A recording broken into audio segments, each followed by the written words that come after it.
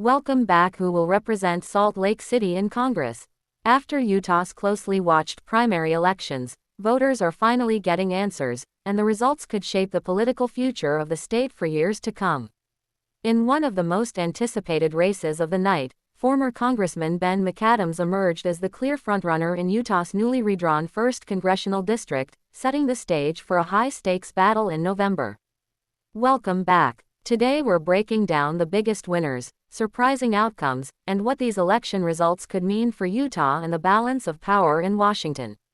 The spotlight was firmly on Utah's 1st Congressional District, where a crowded Democratic field competed for a chance to represent Salt Lake City and surrounding communities. This race carried extra significance because of a major legal battle over redistricting. Earlier this year, the Utah Supreme Court upheld a new congressional map that many political analysts believe gives Democrats a stronger opportunity to compete in the district. And when the votes started coming in, one name quickly rose to the top.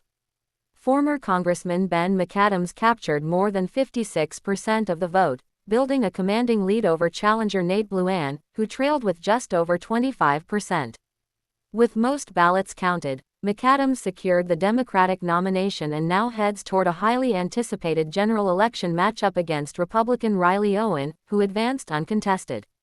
For many Democratic voters, McAdams represents experience, familiarity, and a chance to flip a key congressional seat.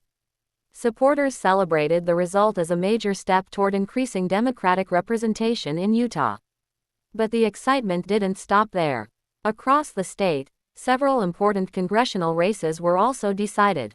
In Utah's 2nd District, Republican incumbent Ben Moore successfully defended his nomination, defeating challenger Carrie Ann Lisenby.